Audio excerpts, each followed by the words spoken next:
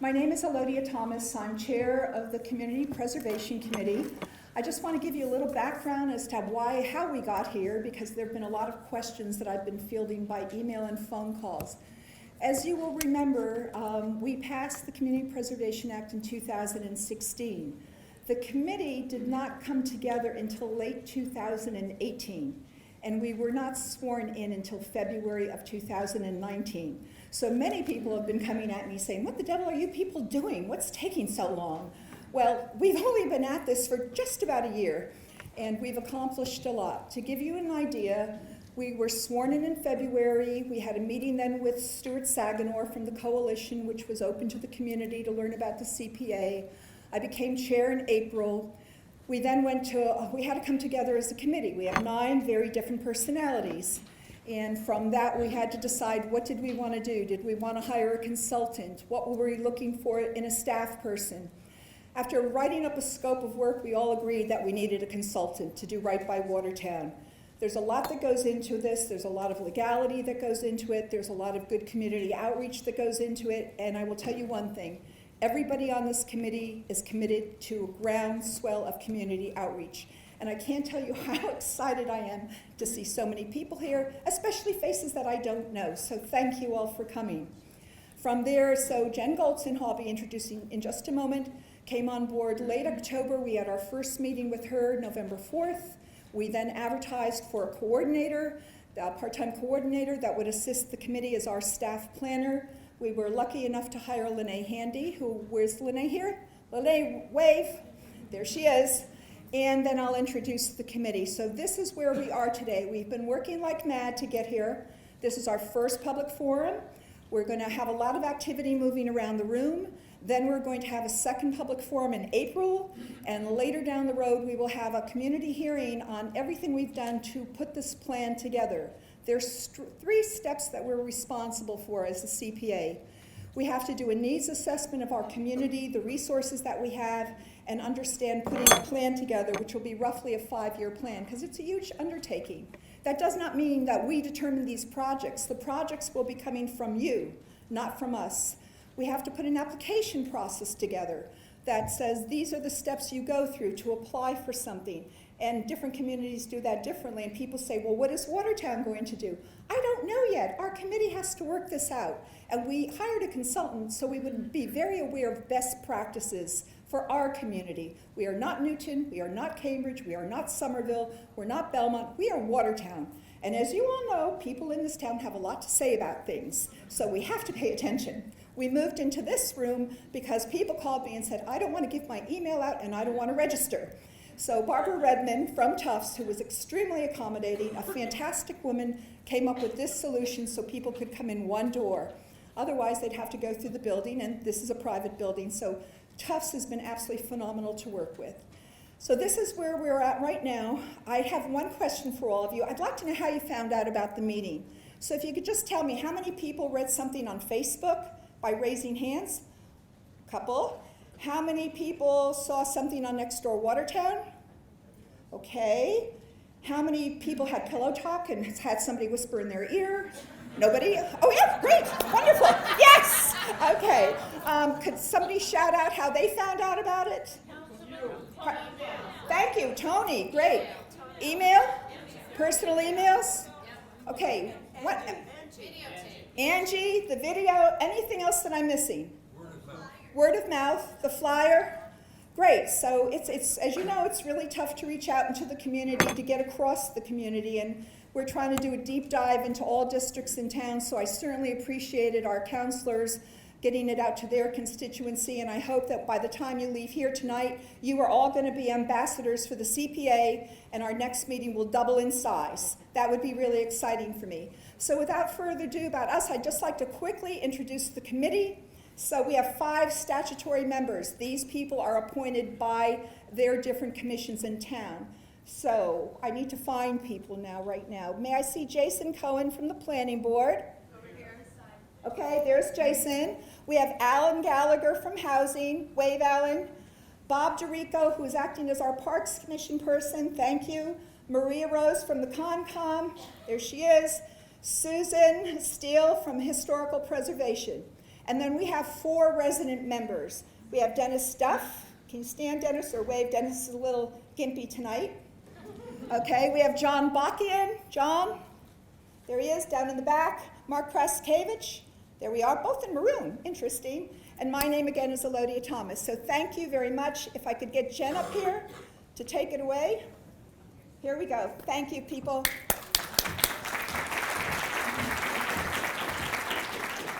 Hi everyone, I'm Jen Goldson. I'm really thrilled to be here. It's always great when you get a really good turnout. So are you all pleased by this turnout? Yeah. Okay, good.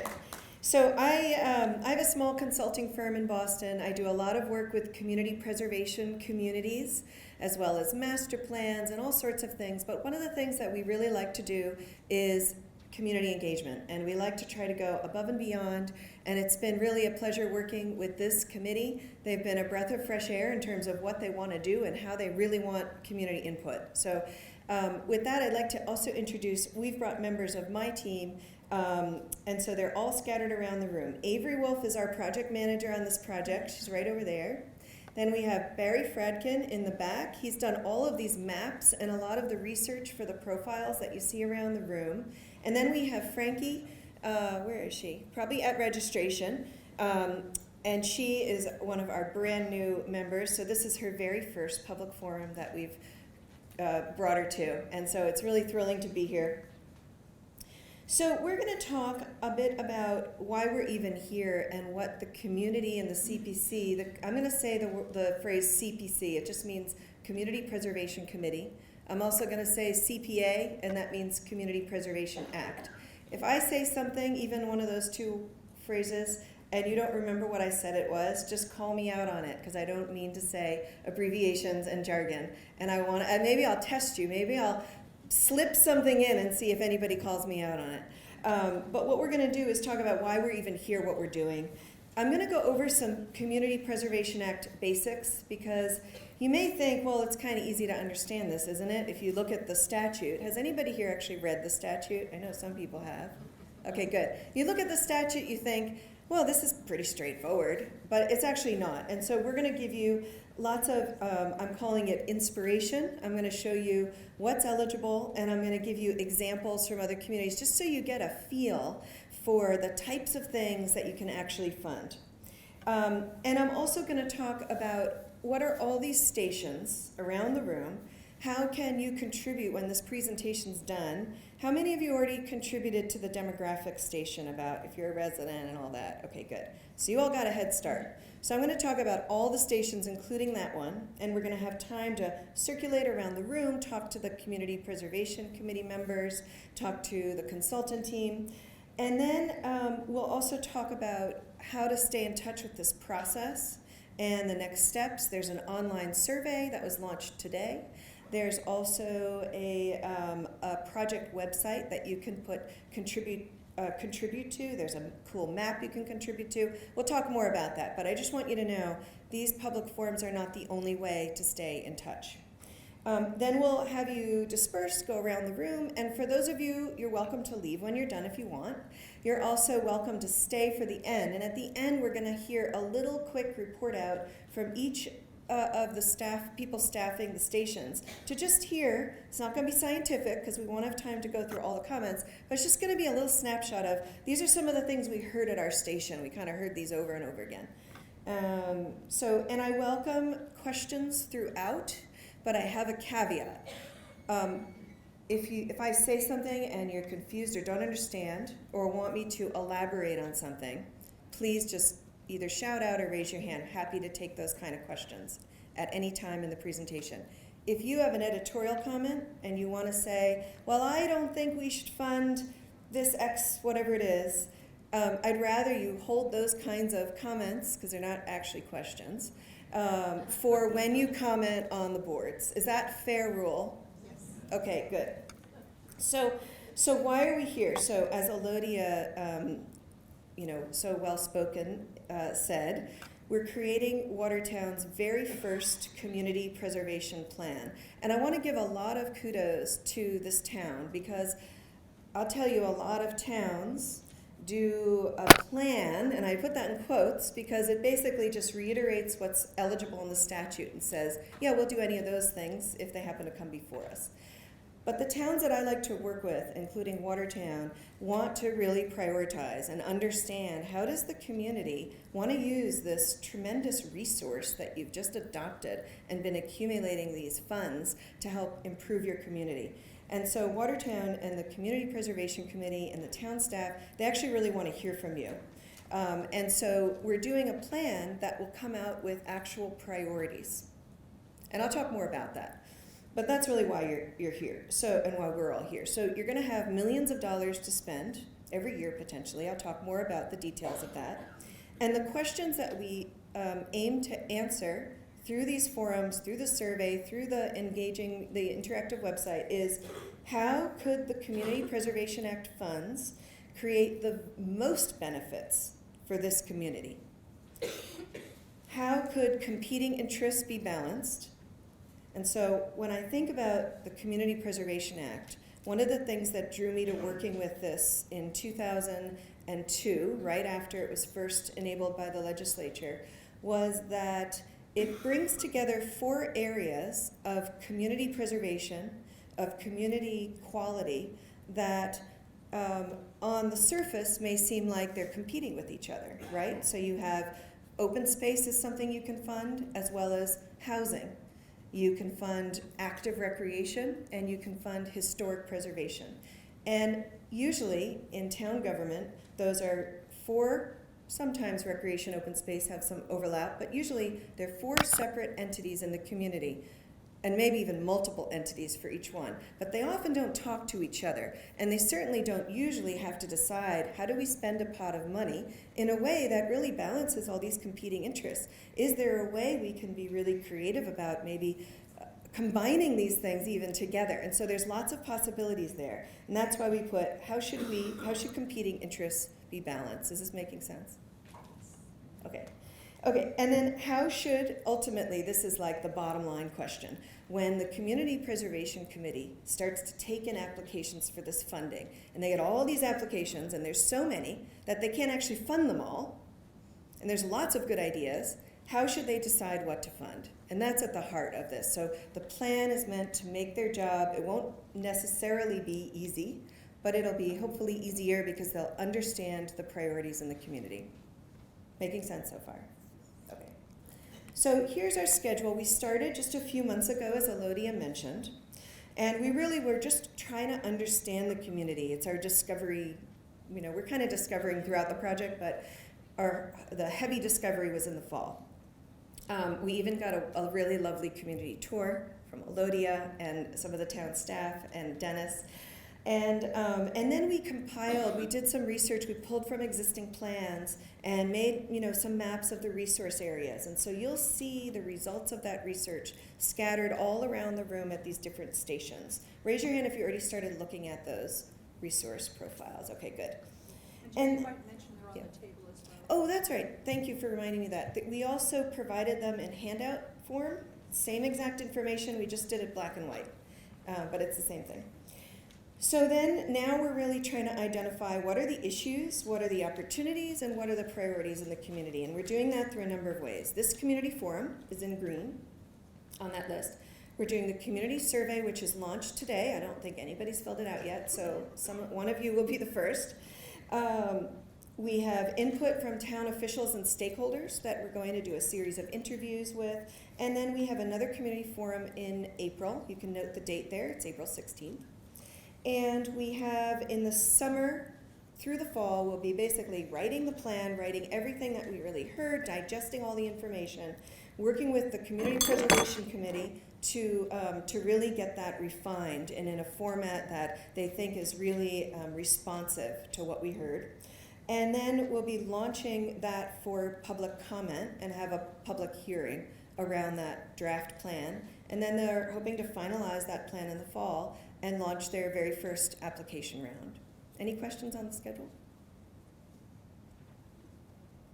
Okay. So let's just back up and look at Community Preservation Act in the state. So there are now 176 CPA communities across the state. This map is from the Community Preservation Coalition, and if you've never heard of them, they're a really terrific resource. They're a nonprofit umbrella organization that is a coalition of, I think it's 8 different entities that focus on these different CPA areas.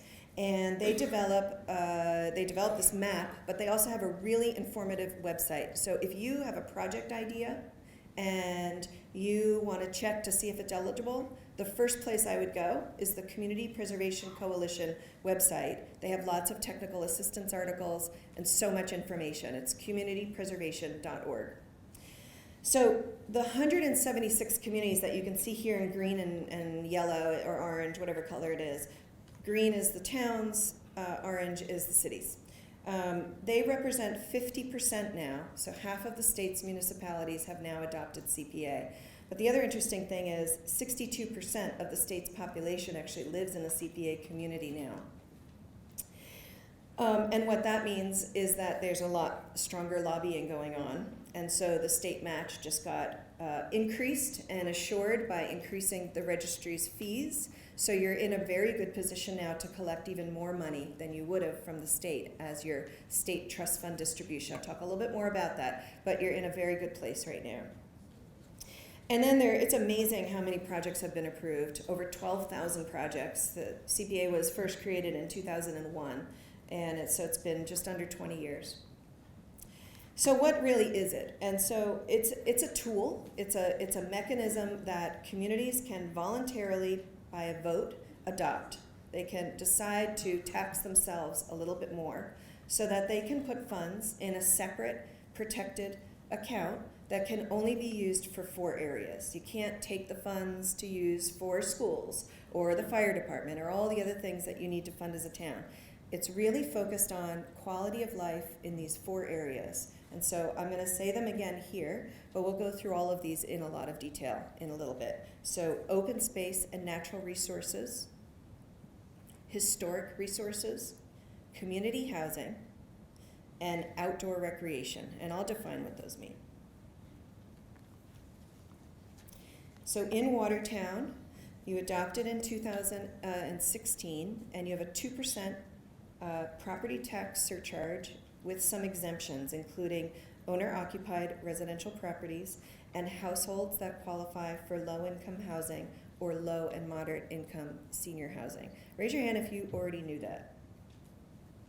Okay, some of you did. Very good.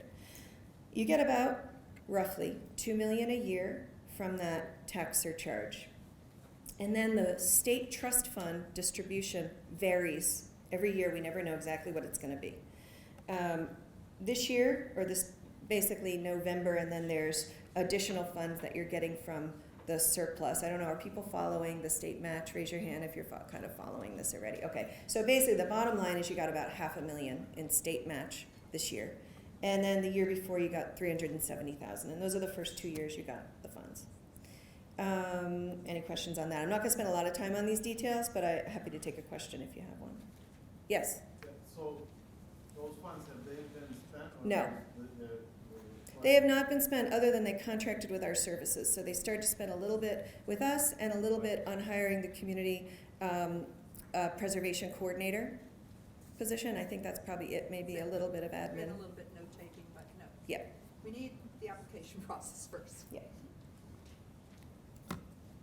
Okay, so here's some of the basic rules. I have a question. Yes. How is that money, where is it sitting, and is it earning interest? Yes, it is, and it's sitting in a special community preservation account. What was the question? I'm sorry, I should repeat these. Where's the money right now? It's in a special community preservation account. It's separated from regular operating general funds, and it is earning interest. How much?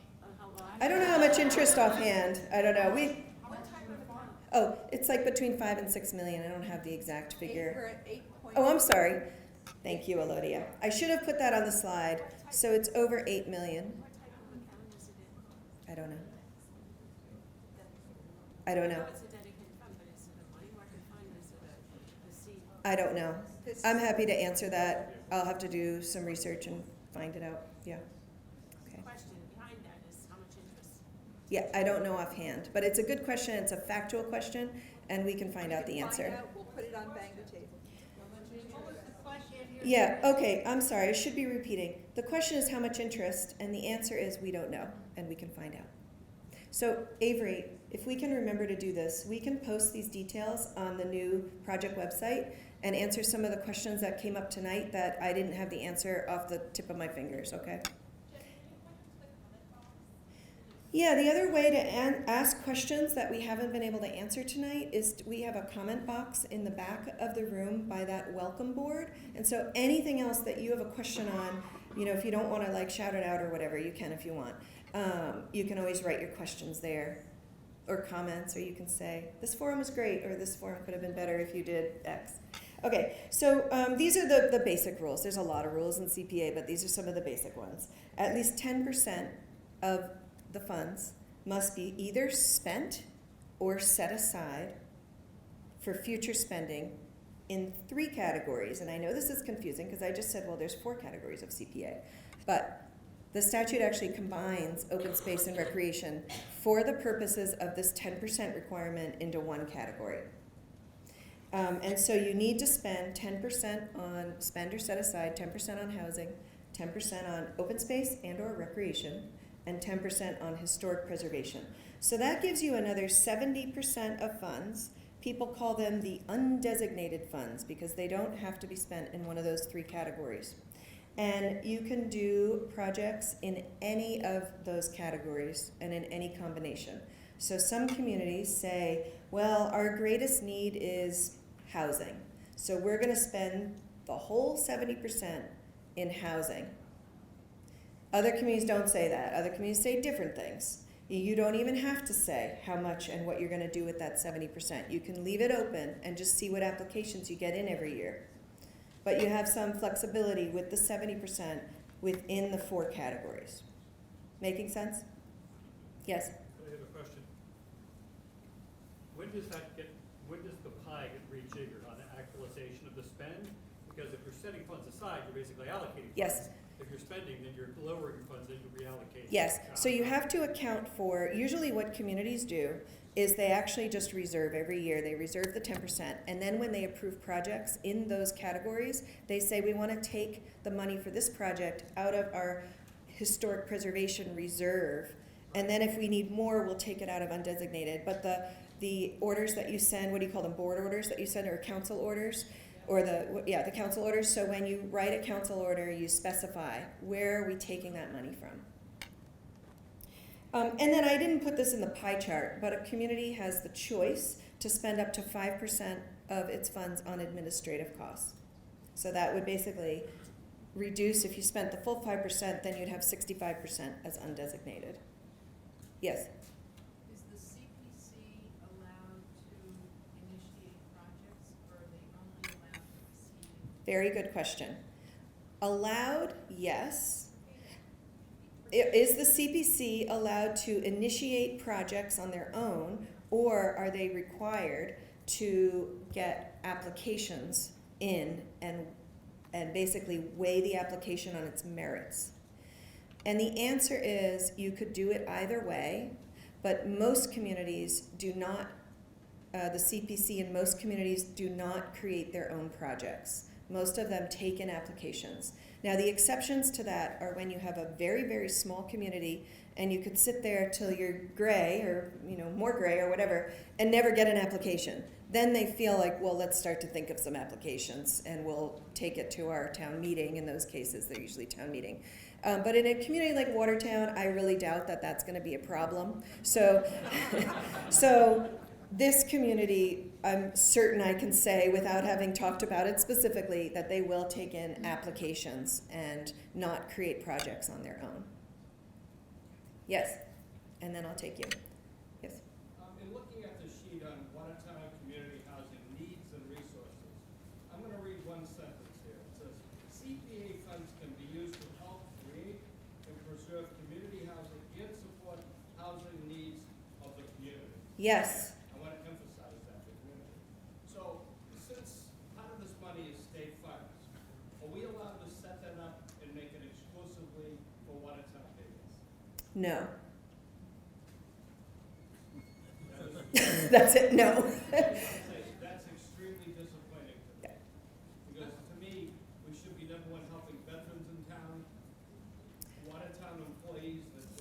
But I can say what you can do is say that you want to encourage applications that maximize local preference for local community, Watertown residents or people with an affiliation to the extent that you're allowed to under the law. And usually that extent is up to 70% of units in a project could be dedicated on the first round of renting or even an ownership project to people with a local connection. But you have to follow all the laws just like you would with any other affordable housing project. There's nothing that would exempt you from those laws. Okay, so, and I have a whole thing on housing in a minute. Oh, yes, I'm sorry. My question has to do with applications. Yes. Will there be training for Yes. those that want to? So the submit? question is, will there be training on applications? And the answer is yes. Yeah. Okay, I'm going to keep going. So there's some things that are actually prohibited. There's some things in the categories themselves that are prohibited. I'm not talking about those yet. I'm just going to talk about things that are prohibited in all the categories. So one thing that is prohibited is you cannot use the CPA funds to supplant funds that are already being used in the town for community preservation purposes. And so the idea of the Community Preservation Act is to create more funds for those things, not to take funds away from things that are already happening. People also get stuck on this when they say, well, we're just going to pay for this person's salary who already works here because they actually work on some of these issues. Yeah, you can't do that. Okay? Okay, the other thing is you can't do maintenance. So if it's like a regular maintenance thing, if something needs to be painted every 10 years, you can't do regular maintenance.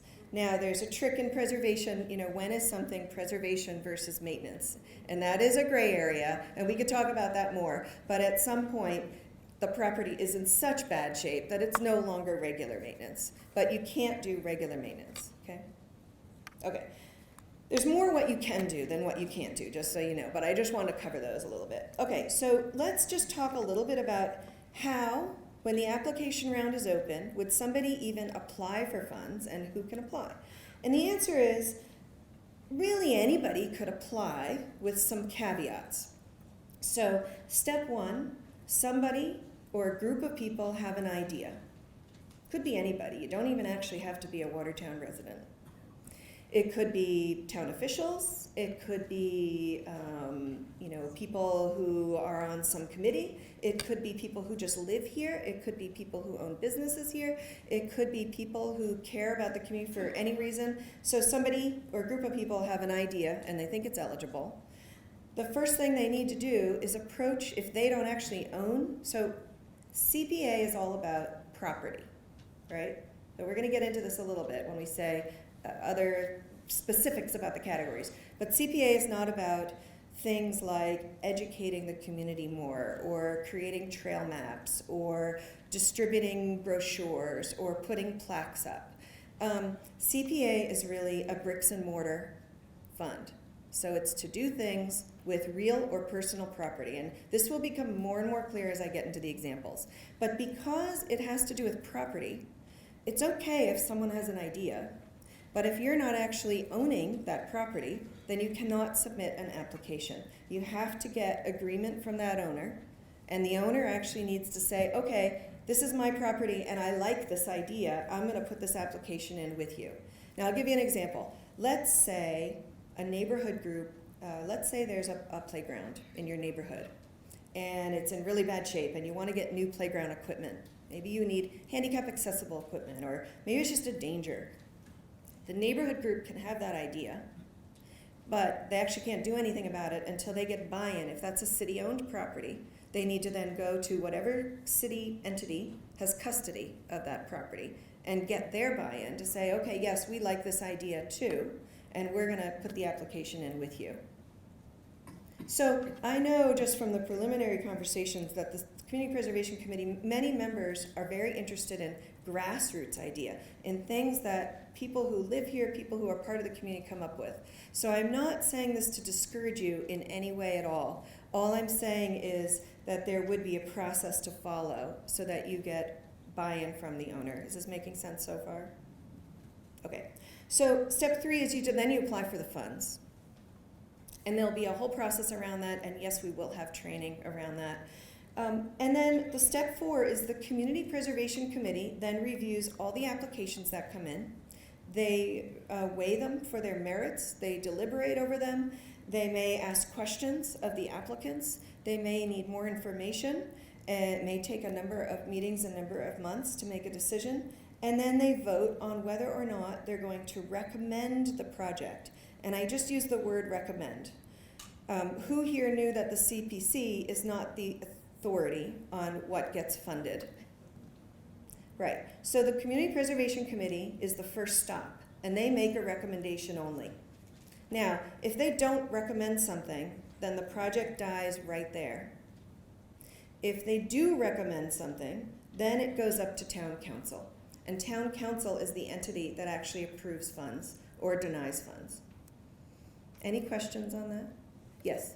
Yeah, so if there's a denial, either it dies in the CPC or it's voted down by council, is there a statutory length of time for resubmission, or is it just dead forever? No, not statutory. If the Community Preservation Committee wanted to establish a policy around that, they could. I've never seen a CPC establish that policy. Any other questions on this process? Yes. This might be a little too specific, but I feel like one of the things that Watertown really needs to do is work really hard to create more healthy open space, healthy green space. But that's all a very delicate negotiation, and it sounds like kind of putting the cart before the horse. If you have to get an agreement before you put in the application to try to get funds to do this. By the word agreement, all I mean is you have to demonstrate on your application that the owner agrees with this project. It doesn't mean you have to necessarily have any kind of formal agreement. By signing the application and saying, yes, I, the owner, agree that you, neighbor, or whoever you are, can put this application in. That's why. It's because if you don't own the property, then you don't have the authority to actually ask for funds to do something on that property. Yes. Where there's, Watertown is so dominated by all the developers, no developer is going to, no owner of potential new open space is going to agree to it. Okay, the question. This is terrible. Okay, so this is an editorial comment saying that she doesn't like the fact that it's hard to get agreement from people who want to develop their property to save it as open space. And that's fair. That's exactly the kind of comment I want to see on one of the boards. Okay? Okay. Excellent. Good. Okay, so let's keep going. So I'm going slow because it's important to me and to all of you that you really understand this well before you actually give ideas. Because if you start to give ideas that don't even make any sense, you can't even do, then we've kind of wasted everybody's time here. So that's why I'm going slow over this and allowing all these questions. But I know that I'm also watching the time, and I want to make sure that we can get you enough time to go around. At some point, we will get kicked out of this room. So if you could hold the editorial stuff for the boards, I'd really appreciate that. Thank you. Okay, so let's talk about community housing. So I'm going to get a little technical here. If you don't get everything, don't worry about it. We're going to be around. You can always ask me questions afterwards. There are essentially 4 things you can do under community housing. And did anybody notice it's community housing, not affordable housing? Okay, well, it is. And there's a reason for it. So if nobody noticed that, you might not know why. But does anybody want to say why? Yes, why? Oh, you don't know? Okay. Okay, so the reason is because you can fund housing that is a little bit of a higher income for households with a higher income than what the traditional term affordable means in this state. And so I don't want to talk too much about the details of state law around affordable housing, but when people talk about affordable housing and they talk about does Watertown meet the state's goal of having 10% of its housing stock as affordable? Has anybody ever heard of people say that? And they talk about Chapter 40B, comprehensive permits. All of that is talking about affordable housing with a capital A. And the other really confusing thing is that the Community Preservation Act uses a different definition than the state does. So people familiar with low and moderate income under Chapter 40B is 80% of the area median income. You don't need to remember that. I'm talking to the housing people right now. And then you see, well, why did you break it out as low income and moderate income, and these aren't the right numbers, because I know what the income limits are and these aren't them? Well, the answer is because the Community Preservation Act statute has a different definition, just to confuse everybody, including, lots of people who work in this area a lot. And so the answer is, in the category on the left that says low income, if you create units or programs, and I'm going to give you lots of ideas about this, that serve households with the incomes in the left. So I showed you a one-person household, what the income threshold would be of $62,450 a year. If you live alone and you make $62,450 or less, then you could potentially qualify for affordable housing. There are other factors to look at, like your assets and things like that. But that's the threshold. If you live with 3 other people, so you're a household of 4 people living together, and you make $89,200 all together, all the income earners in that household make $89,200 or less, then you could also qualify for affordable housing, capital A.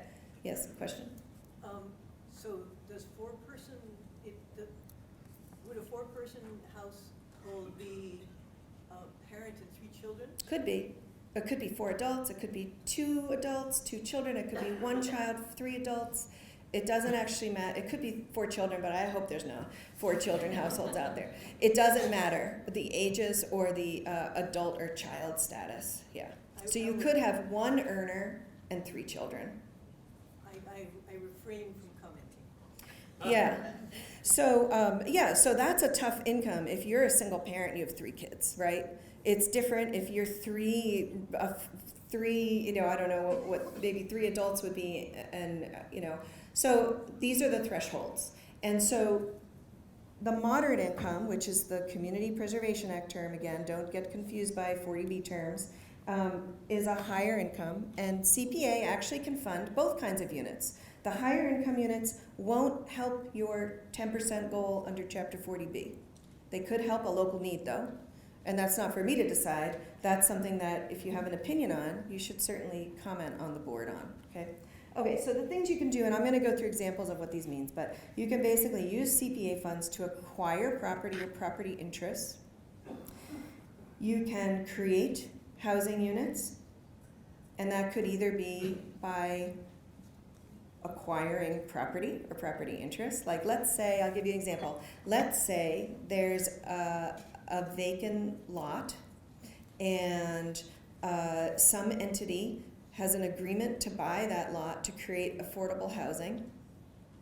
You could buy, let's say, a property, you could help supply the funds to make that deal happen, and they could then build housing on that lot and create housing units. So that's one example.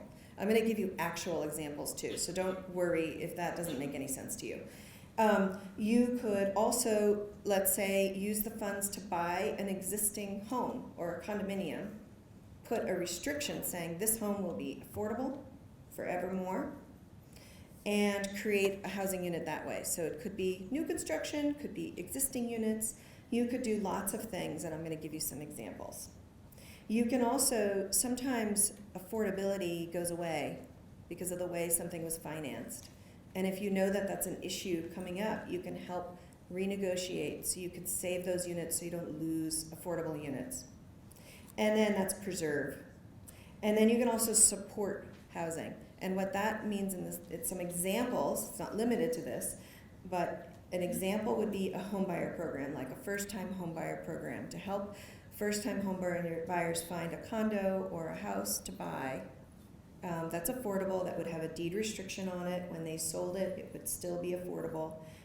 The other type of thing you can do is a local rental program to help eligible households find rental units with a subsidy that they can.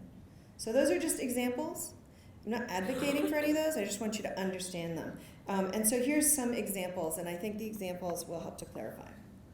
So this is an example where a community, Sharon, actually helped a developer by providing a subsidy, small subsidy compared to all the other subsidies the developer got, to convert its old surplus school into affordable housing units. This one actually was also historic preservation. So this is an example of how you can do two different categories with the same pot of money. So that would be creating housing. There wasn't housing there before, and now there's affordable housing there. Another example, I used the word preserve affordable housing before. I said it happens when you're, basically, this is a good example. In Amherst, the property, the owner of this property, Rolling Green Apartments, paid their mortgage off, and they no longer had to abide by the affordable housing restriction because it was tied to the mortgage on the property. And so what that meant was that they were going to evict a bunch of low-income households because they no longer had to have them be affordable units. And so what the town of Amherst did, they worked with the Massachusetts Housing Partnership, MHP, to negotiate a really complicated deal, of which Community Preservation Act funds was a small amount that they contributed to make this happen. Actually, this one was a larger amount. I think it was over $1 million. They actually borrowed money to create this. You can actually borrow CPA money for certain projects. And so I have a little a description here, because this is the kind of project that people get confused by. They're like, what, preserve housing? What does that even mean? Well, this is what it means. In this case, the mortgage was repaid, the affordable restriction would have expired, so the town supported a new owner to come in, buy the property, and reestablish the restrictions. Is it making sense? It's one of the more complicated ones. Okay. So another idea, this was funded in Boston, it's not built yet. Bartlett Station, they're constructing, so brand new housing. You can help to subsidize brand new housing with CPA funds.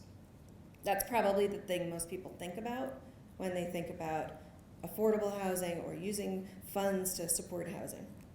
And then this is another example. Somebody had mentioned, gosh, we'd love to help the veterans or other people who have a connection. Well, Hingham did fund a project for veterans housing. They took an existing house and they turned it into 6 units of veterans housing. So that's another example. So let's talk about historic preservation. So, yes, Dennis. Could you maybe explain to everyone who holds the deed to the housing? Who holds the deed to the housing? Yeah, who owns it? Yeah, it really depends.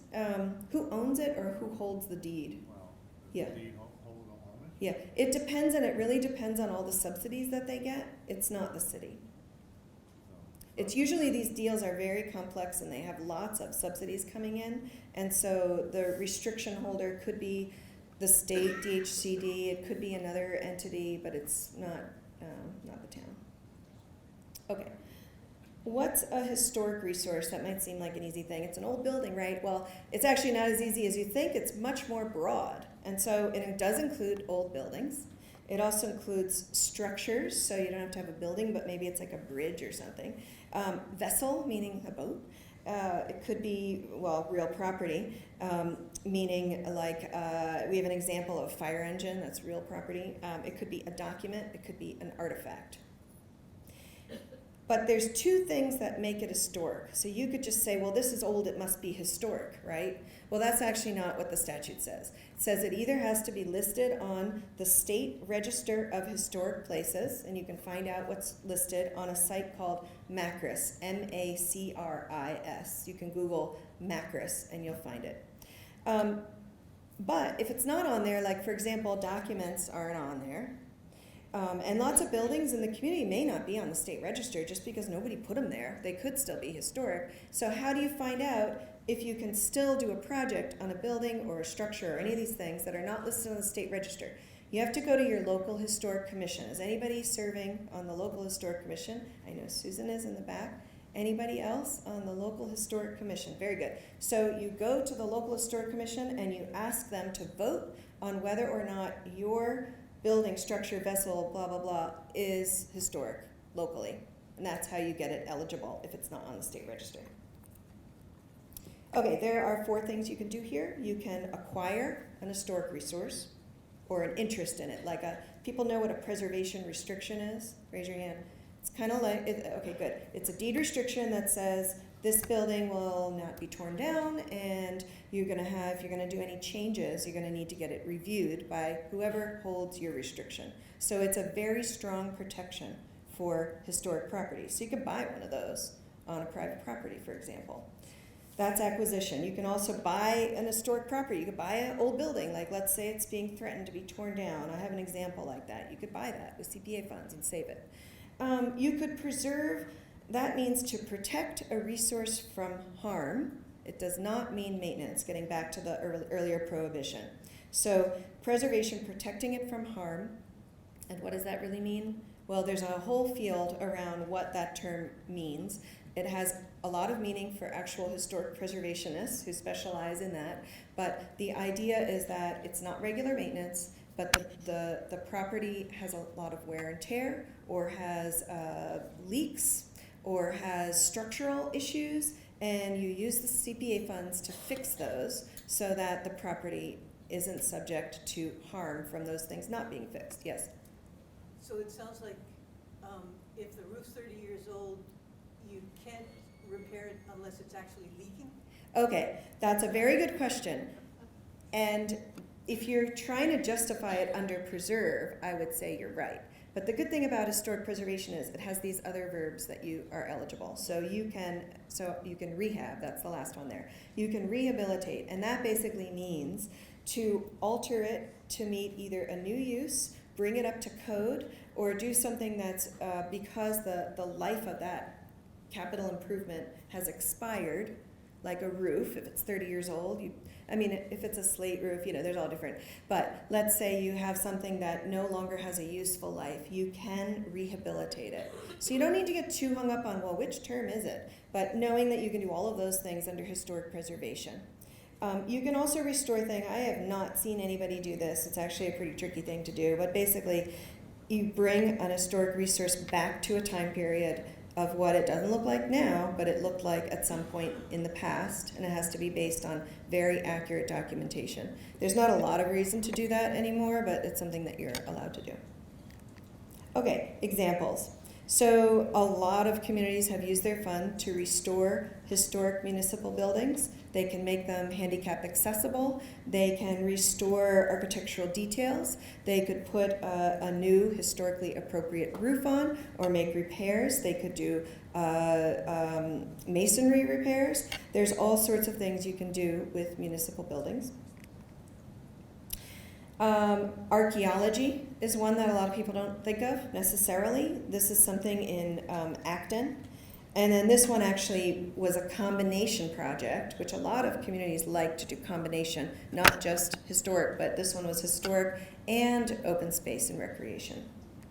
You could do an artifact. This was the fire engine I talked about. This was from Nantucket, and they restored it, and they display it. You can also buy property. So this is a project I worked on years ago in Bridgewater. There was actually a development proposal. You can see the picture of what it was going to look like. It was going to tear that 1783 house down and put in a subdivision of, 10 lots or 11 lots or whatever that is. And the town was very worried about that. So they negotiated with the owner and they bought that property with the CPA funds. Then they put a preservation restriction, which we just talked about. They put that on it. And anybody hear of Historic New England? Yeah, so they're holding that restriction forevermore. It's actually the interior and the exterior. So the house is well protected. And then they sold the property to a private homeowner and made some money back. So you can do that.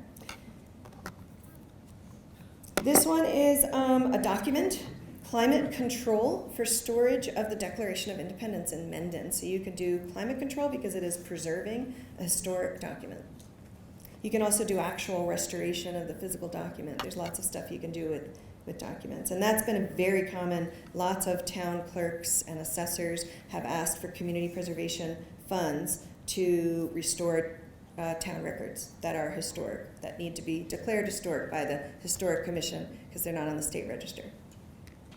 Okay, so let's talk about open space and natural resources. So what is it? It's not necessarily what you think. Oh yes, in the back. Question on historic. Your handout says there are 901 documented historical resources currently in Watertown. Mm-hmm. how do we go about seeing the list of those? Yeah, remember that site I said, Macris?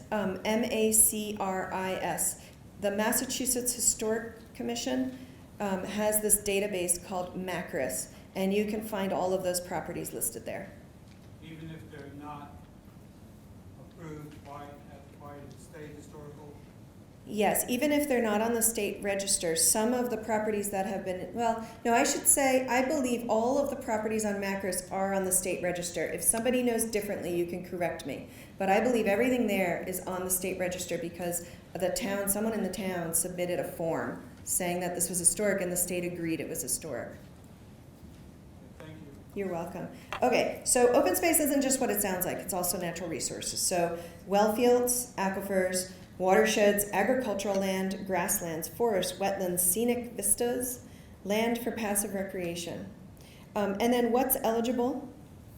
Oh, I forgot to delete that. I actually defined it right here. So what's eligible is you can, again, purchase real property to protect it as open space. You can purchase a conservation restriction or an agricultural preservation restriction. It's just like a preservation restriction, but it's geared toward open space and or agriculture. You can also restore land back to its natural state. Not many communities have done this, but I think Yarmouth was one. They knocked down an old motel and they restored, I actually think they did a park, not natural, bringing it back to its natural state, but you could do either one. You can also protect open space or natural resources from harm. So I have an example of this, but basically if, let's say, invasive species are harming the natural species, you can actually do an effort to remove or somehow manage those invasive species to preserve the natural habitat. So here's some examples. This one's in Quincy. This is restoring a landscape and establishing a park. They actually excavated and they made the ground lower so that the tides came back into the marsh so that the saltwater mixture supported the natural habitat that had been there a long time ago, basically, is what they did. And that didn't create new open space necessarily, and it's not something you can't use all of that, but it certainly restored natural habitat, and that's a good example of preserving, to protect the natural habitat from harm. And also to create, because you brought it back to its natural state. This is another example. You can do a watershed master plan. Fresh Pond Cambridge Reservation area did that. You can buy land to protect it as open space. This is actually, I tricked you a little bit because I called it something different, but this is the same property that the Keith Homestead in Bridgewater is on. There was an historic property on that yellow area where the subdivision was supposed to go, and then all the red area was just open forested land, and so they bought the whole thing with CPA funds, and they only sold and put the restriction on the house, and the rest of it is permanent open space under the Conservation Commission, and there's a restriction held by Fish and Game by the state. So the point really here is the deals can be complicated, and you can do a lot of things at the same time in the back. Did you say that the Fresh Pond in Cambridge, that they used that as money for a master Plan for the watershed. Okay. To implement a watershed master. I'm sorry, I didn't say that correctly. Yes, they implemented the strategies that came out of the watershed master plan with the CPA funds. Thank you for clarifying that. Okay, so outdoor recreation is the fourth category here. So you can basically do similar things, but it's all about outdoor recreation. So you can acquire land to create outdoor recreation like athletic fields or a new playground or a running trail. You can create new by knocking something down as an example. You can preserve, and now you can actually rehabilitate, which you didn't used to be able to do when the act was first established. But now you can take an old playground and put new equipment in as an example of something that you didn't used to be able to do. But what you can't do, you cannot fund artificial turf, because CPA is really about natural resources, and that would be a real competing interest with the other goals of the CPA. And you cannot fund stadiums, because those are not really outdoors. even though they might be open to the sky. And you can have fun gymnasiums. Those are specifically listed in the statute. Okay, let's give some examples. So this one is just they purchased the land with the CPA funds and they created this whole complex of active recreation. This is in Hanover. This one is they took an old park and they updated it with new equipment. This one is they created a walking and biking trail in Newburyport. And okay, so I'm only 4 minutes behind. I'm very proud of myself. So the next thing we're going to do is we're going to hear, oh, so first of all, I know I went through a ton of information just now. If you have questions, I do want to move into the open house because I want to give you enough time. But if you have questions, just pull me aside, pull Avery aside, or Barry, any member of our team, and we're happy to talk more with you about any of these eligibility things. But what I want to do is give you an introduction, and actually Avery's going to do this, about what we're asking you to do at each of these stations. Okay, thank you. Thanks, Jen.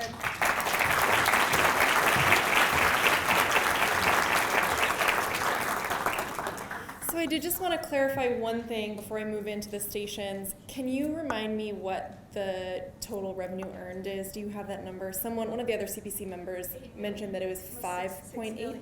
6. Okay, so just under 6. I just wanted to clarify that. I think January 20th, 5.8 change. Okay, as of January 20th, 5.8. So I just wanted to clarify that because I think Jen had said 8 earlier. So I just wanted to make sure that you guys have the right information. So we're going to dive into the exciting and interactive piece of tonight. Not that that wasn't exciting, but now that you have all that information, you can go out and give us your input and your thoughts. So we're kind of asking people to move around the room, but it doesn't really matter what order you do things in. It will help if you take a look at some of the informational materials before doing the final prioritization piece. That just might help inform your decision. So our first station over here in the back corner is our welcome station. You can read a little bit about CPA generally and specifically in Watertown. We're asking for a little bit of information from you. We just like to get a sense of who's in the room, who's contributing their ideas, what voices are being represented here. And then there's also a welcome board that has a little bit of description of the stations around the room. So if you forget, you can always go back there and get a little bit more information. The next station back here is our historic preservation station. There's 4 stations set up that are for each of the 4 different topics and categories, and each of them are set up similarly. I just realized I'm not going through the slides. We have explanations here. So this is station 1. That gives you a sense of some of the stuff that's there. The next 4 stations, all of them have boards that are very similar. So you'll see the resource profiles, which are also at the registration table as handouts that you can take home with you. And that is all the background research that we've been doing to kind of identify some of the resources and even some of the needs in the community. And then the next 2 boards, which you'll see are mostly blank at this point, are asking you guys to think a little bit about what the needs and issues are in the community, and if you have any specific project ideas or if you see opportunities in the community that could be really good for CPA funding. So there's sticky notes and pens and markers provided at the tables for you guys to add those ideas. If you see an idea that's already up there that you really like, we have little star stickers so you can just add that on if you see something that you think is a really good idea. So the next station here is, in the back corner is open space and natural resources, and then we have outdoor recreation, and this station over here is community housing. The other thing that's at these stations are on the tables are some maps that also identify resources spatially in the community. These are mostly just for your information, but they also are paired with this nice little flyer, which advertises our new project website, which was also launched today. And specifically, we wanted to make this connection because there's a really cool mapping tool on the website where people can identify specific opportunities or project ideas spatially using a map. So there's little digital icons and you can add a little description, and that will help us kind of get a sense of where in the community different ideas for CPA funding could go. The last station in this corner here by the door is all about priorities, and again, a little bit thinking spatially about different needs. So the first two boards that you'll see, one gives you a map of Watertown with the different districts, and we're asking you to put a little pin, just kind of generally identifying where you live in the community. That'll help orient you to think spatially about the community. And then the next board has a grid with each of the 4 districts, and we're asking you to think, are there specific needs within this area that might differ from a different area? And so that's kind of helping us think about what the priorities might be geographically in the community and how they might differ. And then the last thing we're going to ask you to do is we have jars that represent each of the 4 categories. And you will be given 7 pom-poms to represent the 70% of unallocated funds. And we're asking you to start to think about priorities and distribute those pom-poms amongst the jars as you think CPA funds should be spent over the next 5 years. Sound good? Great. That's everything. The last thing I will tell you, yet again, is just a plug for the website. The community survey is linked through the website, so that will be live through the end of March. You do not have to register. One thing we do ask for some of the tools on the site is for people to register. Again, we just want to get a sense of who's responding, so that's the biggest reason. It also helps us be able to communicate with you all if there are project updates. Sometimes we'll send out an email and say, hey, there's a forum coming up. You should come out. You have, recognized or told us that you're interested in this. And so we just want to make sure that you stay informed. But the survey you do not have to register for, and all the information you don't have to register for. So we definitely encourage you to go to the site. All of there are little flyers set up at 4 of the stations and around in the bathrooms, on the doors, on the way out. There's a URL that you can use, and there's also a little QR code. So if you open your phone to your camera and just hover over it, a little link should pop up at the top, and you can click on it, and it'll take you directly to the site. So that's my last little piece of information. We will come and kind of group back together about quarter till and just do a little bit of report back to hear what we've been hearing from people throughout the night. So without further ado, I will release you.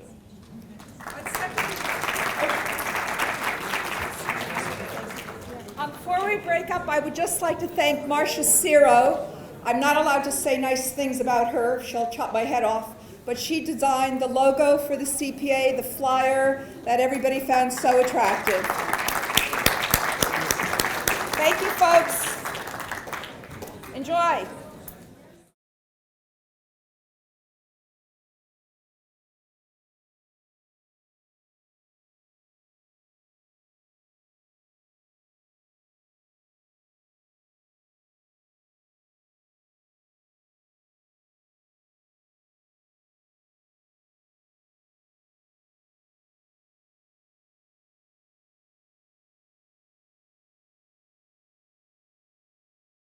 So now what we're going to do is we're going to hear just a quick smattering of what people heard at their stations, and it's not going to be comprehensive. So you may have given some input and they may not read your input, but just know that my team is taking every single Post-it note back to our office, and we actually type up every single word as long as we can read it that you wrote. And so all of your responses will be recorded, and it will be posted in a summary on the project website, and everybody can look at it. We usually get it done in a week to a week and a half. The CPC is probably going to want to review it before they put it up online, but I would say within the next few weeks you should go back to the website and look for it. So what we're going to do now is just hear a little bit, and I'm just going to, Jason, do you mind if I start with you? I'm just going to go around the room this way. So Jason, could you just remind people of your name and what you're representing on the committee, and then also what station you're at, and then maybe just a few highlights. Okay, can everyone hear me okay? Yes. Thanks. So I'm Jason Cohen. I'm the planning board designee on the CPC, and I've been manning the station on, recreation, open space and recreation. So I'll just kind of give you a brief summary, judging by the Post-it notes that have the most stars on them. And one theme that seems to have come up a lot was the idea of community gardens. Because I think it seems like people were saying that we don't really have this a lot or as much as we should. So maybe that's one place where we might want to spend some CPA funds to encourage recreation. And then some other ones are, like there's an interesting one that got a lot of stars about multi-use paths along the river and in any other locations. It could have like different themes, different places to stop and enjoy and walk around and exercise and whatnot. There's a lot of great ideas on here. I won't go through all of them. Is that Yeah, good? that's great. Thank you so much. All right, next up is Dennis. Are you ready? So just say name, your affiliation on the CPC, and then a few key highlights and what station you're staffing over there. Yes, thank you. Open space and natural resources. There's a lot of push to further protect Whitney Hill, Aquinas, Solins, and Walker Ponds. One is not polluted, one is. And there's a big environmental push for more green, open space. I've been fighting for that for 50 years. And also, there's a lot of environmental issues people are concerned about, and access to the river is another big problem, especially like Pleasant Street. You could drive down Pleasant Street and never know the rivers are there.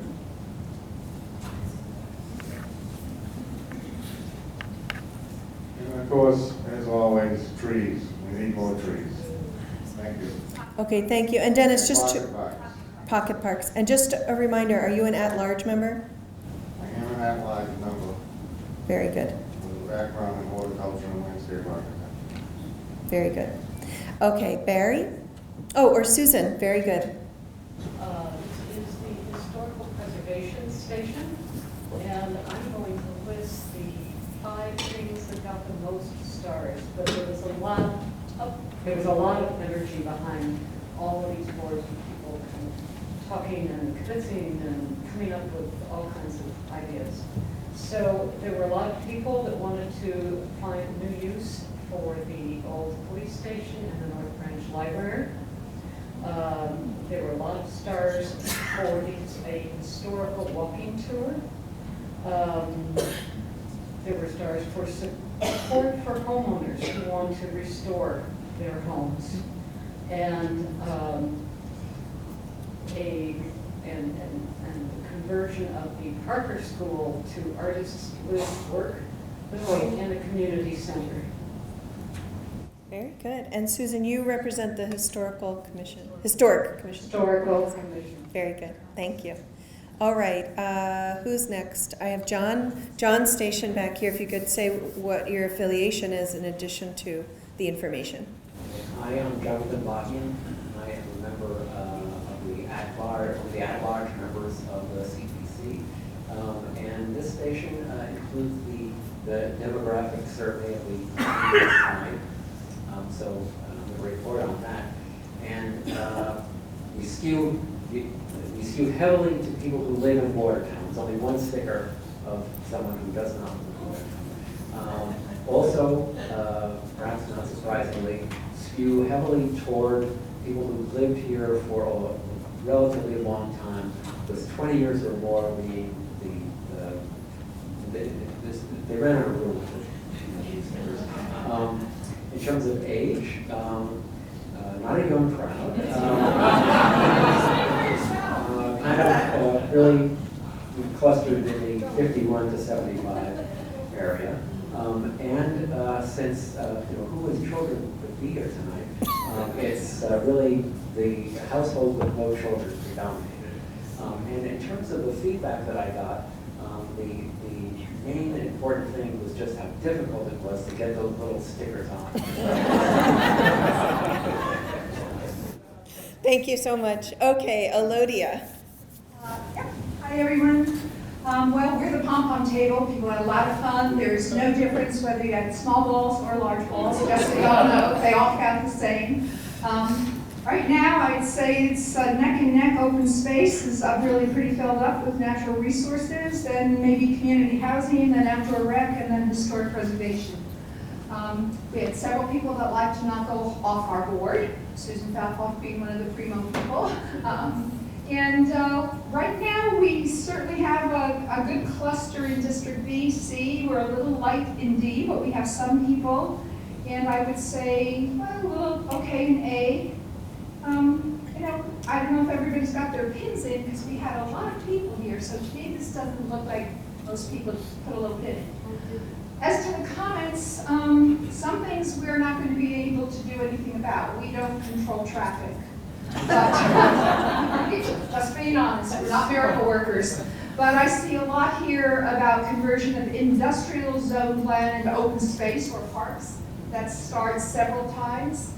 Green space against development. Something else that got several stars was doing something with the North Branch Library.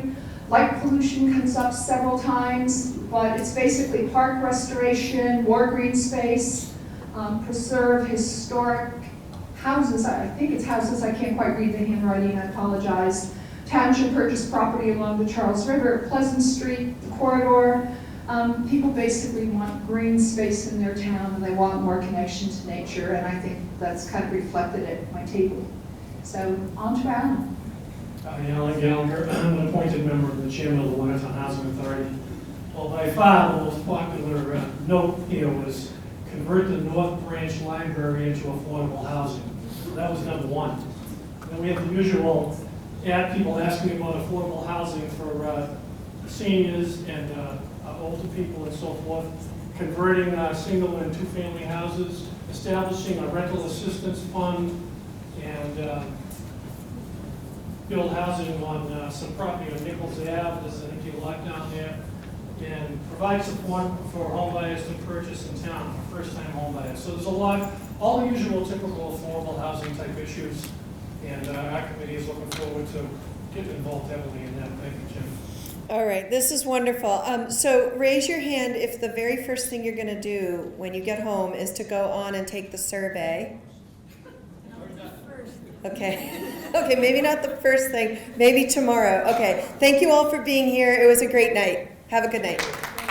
Good job. Very good.